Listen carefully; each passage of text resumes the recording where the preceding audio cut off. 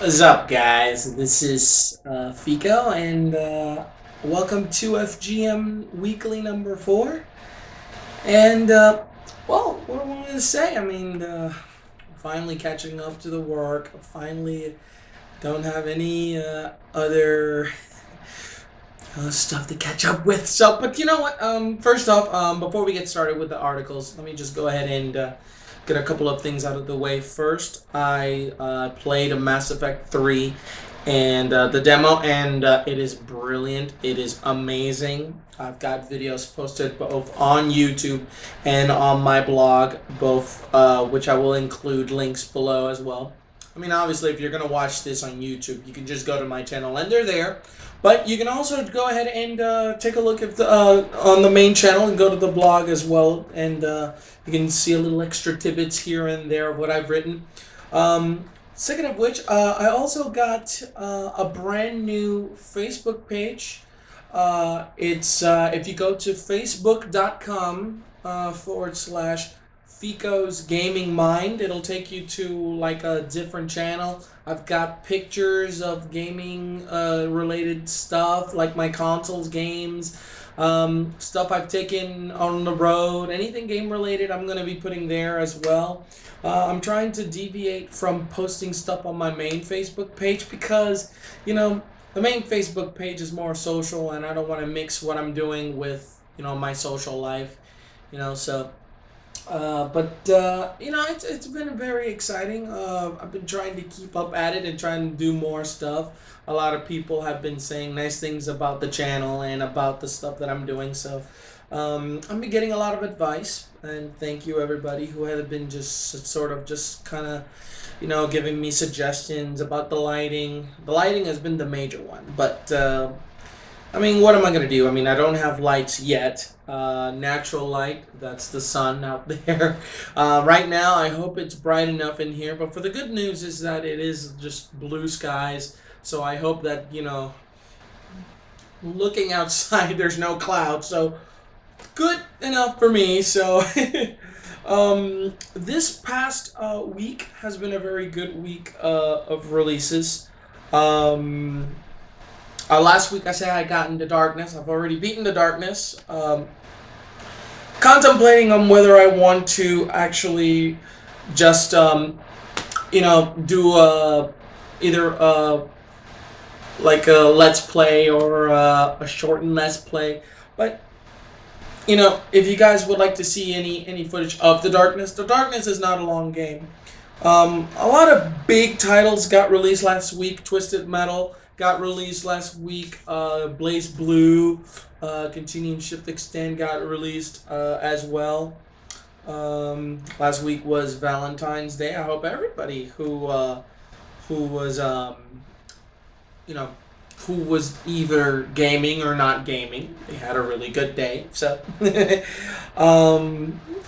no problems with either one. I mean, you game or you love, either way, it's perfectly fine. By the way, keeping with the tradition, I am also drinking some non-alcoholic AM beverage. This is berry lemonade soda. This is from Jones. I have already had one of these, so there's going to be no surprise. I do notice is they say something at the bottom of the cap. They says, "Don't be hasty. Prosperity will knock on your door soon." Oh, that's good. Good fortunes. Good fortunes, Sora. Yeah. Anyway, first story that I ran into is I'm not gonna spend too much time with this one because it's about a guy who I like and I don't like. His name is David Jeff. He's the God of War creator. He was the director of the first game, and he says that story-driven games are a waste of time and money. He says that David Jeff says the industry went off the rails 20 years ago, and apparently he might be right.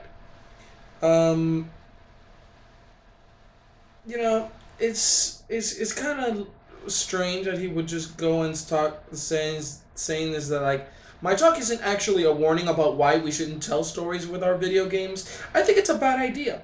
I think it's a waste of resources and time and money, and more importantly, I think it's actually stunts. It has stunted over the last 10 years the medium of video games.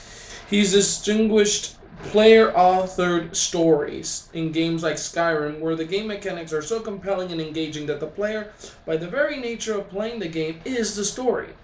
Okay, I have to agree and disagree, because there are games that are story-driven that are just amazing. The Final Fantasy games, Mass Effect, like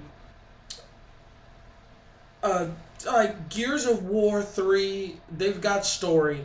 What David Jav, I think, what he's trying to say, and maybe a lot of misconceptions, is that he wants more focus on the gaming aspect.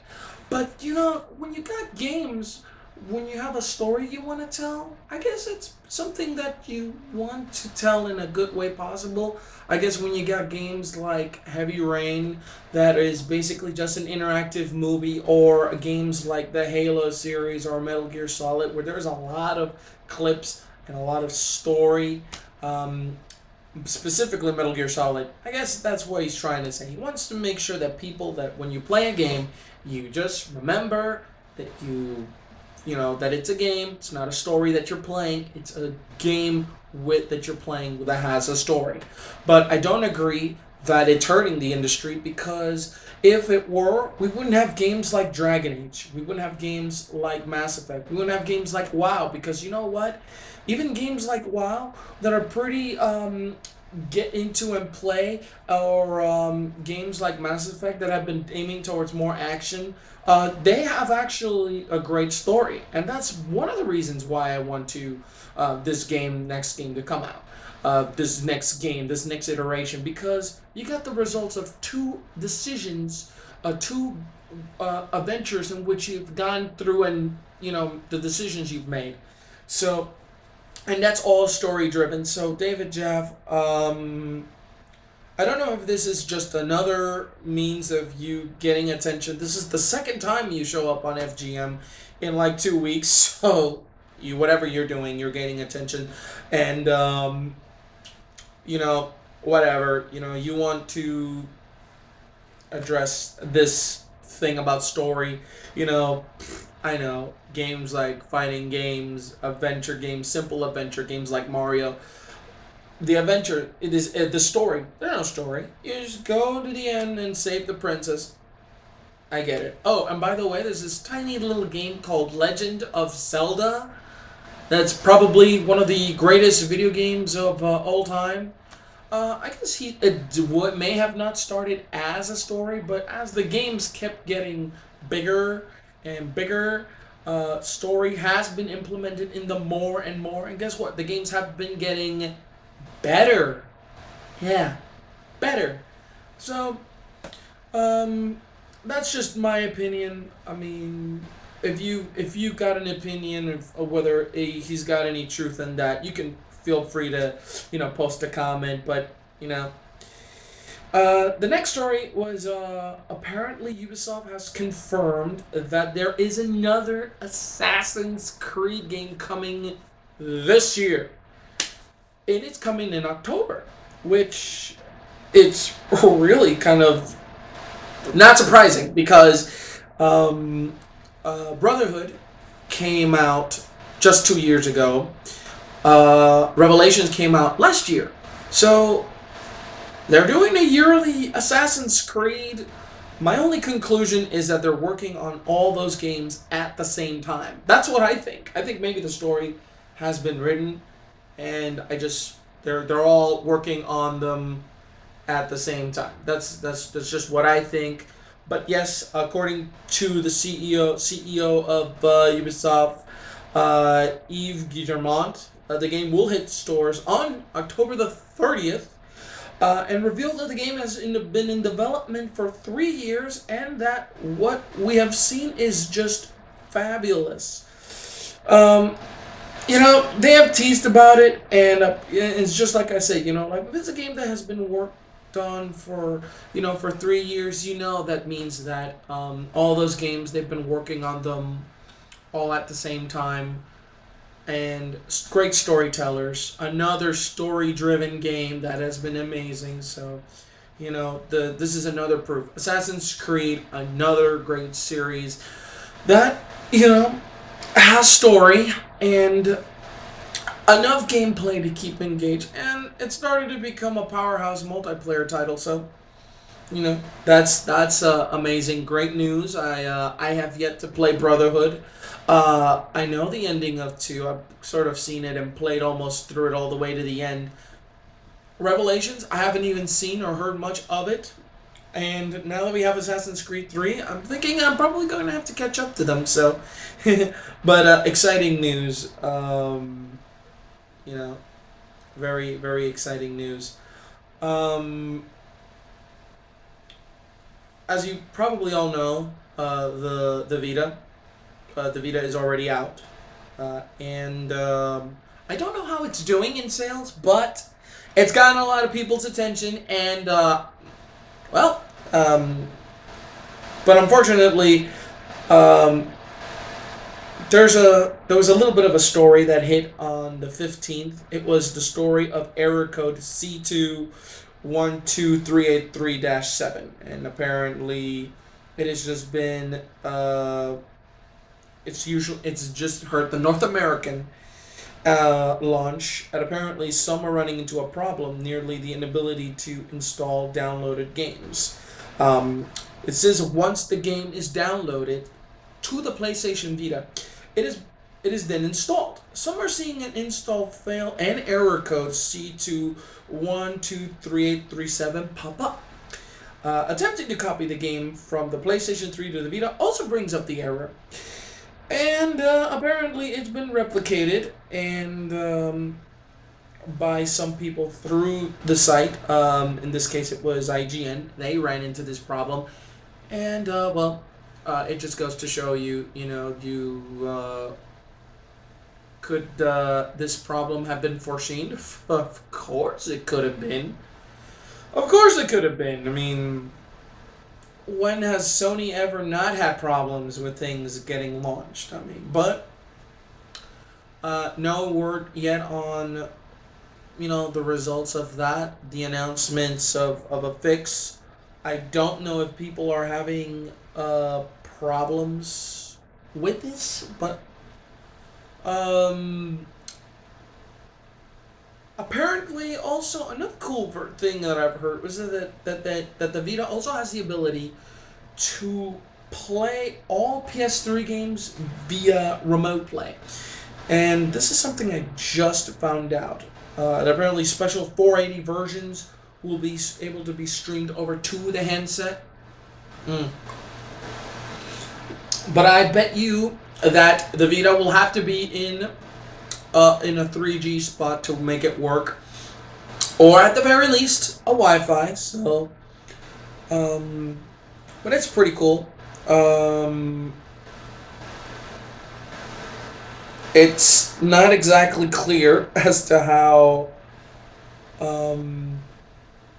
it's apparently at the time of this article it was a rumor.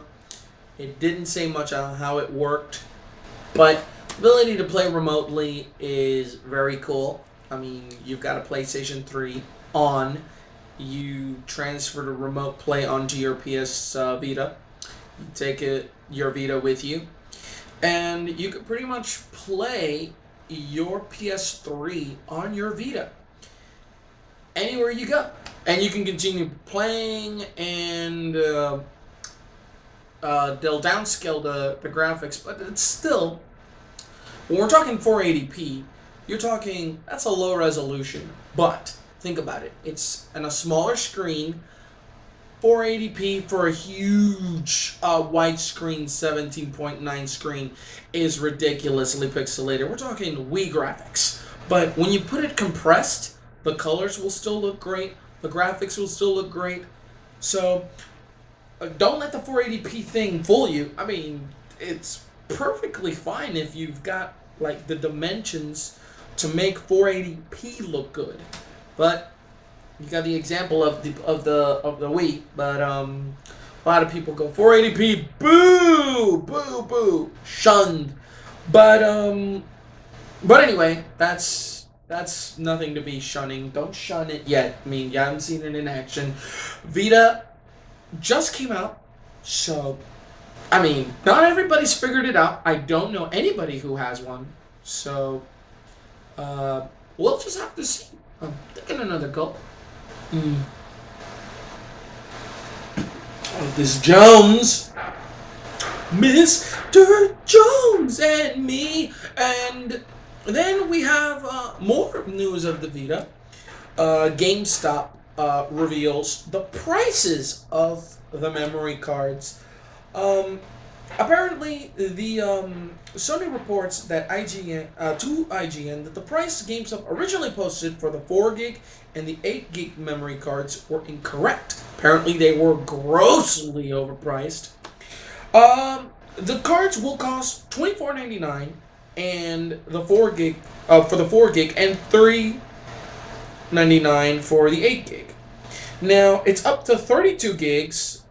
So for the pricing, it looks like a 4 gig is going to be $24.99, an 8 gig is going to be $39.99, and a 32 one is going to be $119.99. Which is about half the price of the console. 32 gigs. You know, you're it's like I said before, you know, if you can't do what you can do on the PlayStation Vita's integrated memory, if you download all your games, if somehow we ever find out that the PlayStation 1 games can be played on the go, then fine. But that's if you want a lot of games packed in. Now, I recommend to people, if you want to play games, just play the games you're going to take with you and keep with you all the time. Don't overload your PlayStation Vita with too many games. But then again, if you have the money to pay for a 32 gig, buy it if you must. Wait a little until maybe other brands like SanDisk and any other ones end up starting to create them. But if you can't wait, buy it. And I'm pretty sure that the bigger graphics, the better games that are going to be packed in and saved in there, more space to me has never been a problem. So you can afford it. Don't think about it. Buy it. And another I do that all the time with all my consoles. But you know what? They're 250 gigs, 320 gigs. My 3DS, I've got plenty of storage in it left. Got a ton of games in there. But they're like specs. So I haven't gotten Revelations yet. I'm not even sure if that game is out yet or not. But I hope to get that game soon, give you my impressions. The second to last big story is that they have already confirmed, or at least looking as a possibility. It's something that they say that it's not yet confirmed, but it's most likely is, and that is the next Call of Duty game that's going to come out this year. It's going to be Black Ops 2, and the little rise of gas that just happened is my reaction to it. What happened was they confirmed on Amazon France. They kind of sort of leaked it by accident. But you know how it is. One big major website does that, and all of a sudden everyone is like, I wonder if it's true. I wonder if it's true. Treyarch did an amazing job. It became the best-selling game of all time. But if you're like me, you know exactly what it is. It's basically Call of Duty Modern Warfare for a 3 or 2.5 or like 2.5. I like Black Ops to play just to get along with people, and you know, a lot of my friends do play Black Ops, but I'm not a console first-person shooter guy, and I have Modern Warfare 3, and I have found it so hard to get adjusted to this. I mean, after years of playing Half-Life, Unreal, um, Deus Ex, any first-person shooter that you could think of on PC, Quake, Doom, Hexen, Duke Nukem, they're all my babies, and I've all played them on the PC. But you know what? I'm glad to see that with it, Treyarch is still keeping up. It's not all Infinity Ward. Um, the last news for today is actually kind of, it's a little scary, but apparently there's no need to worry yet about what's happening because remember, I don't know if you'll recall, Steam was hacked last year. They hacked the forums and they got initial information about their profiles and a bunch of other things that didn't seem to worry too much people because there wasn't much that they stole from a lot of gamers. But now apparently encrypted credit card data was included in the hack, and Steam says you should not worry just yet. It said that last November, Valve revealed the hackers gained access to sensitive Steam user information, usernames, billing addresses, and encrypted credit card information. Now, that is enough to get you all scared. I changed my Steam password. I won't say what it was. All I say is that that's the same password that I had since Half-Life 2 came out. And I felt kind of sad that I had to change it, but you know what? It was kind of stupid to have such a simplistic password. Back then, I was naive. I wasn't worried. And they said that we do not have evidence that encrypted credit card numbers or personally identifying information were taken by the intruders. But nearly 3 months later, they're still assessing the damage, and apparently a second message from Newell said that recently we've learned that it is probable that the intruders obtained a copy of a backup file with information about Steam transactions between 2004 and 2008. This backup file contains usernames, emails, encrypted billing addresses, and encrypted credit card information. It says there's no need to worry about it just yet because we do not have evidence that the encrypted credit card numbers or billing addresses have been compromised. However, as I said in November, it's a good idea to watch your credit card activity and statements. Steam has been running ever since. They are assessing the damage. I'm pretty sure that whatever happens, if something happens, Steam will compensate us. Valve is not Sony. They will not buy us with games. Hopefully, Steam will give us something a little more. They'll give us actually games that will like pumped. So, but you know what? Keep your credit card information going. Anybody from Steam, just watch your credit card information. Watch stuff. Change your password constantly. Keep your keep everything safe. And well, from that on, we are with that little gem. We will say goodbye today for FGM Weekly number 4. Jones was really good. Thank you, Jones. Thank you, Sora, for joining us today. And remember to go to, please visit Fico's gamingmind.blogspot.com for blog updates.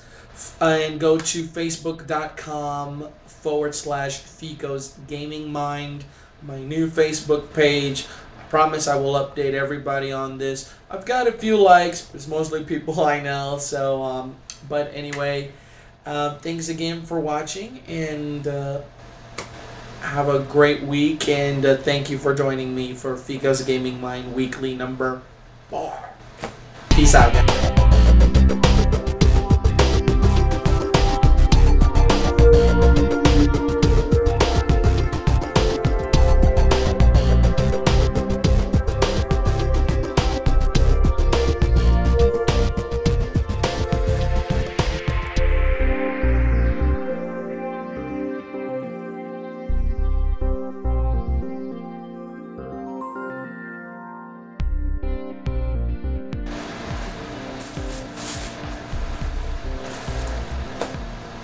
Microsoft Live Cam Studio. You know, I like to ask a question if anybody knows. I got Microsoft Live Cam Studio.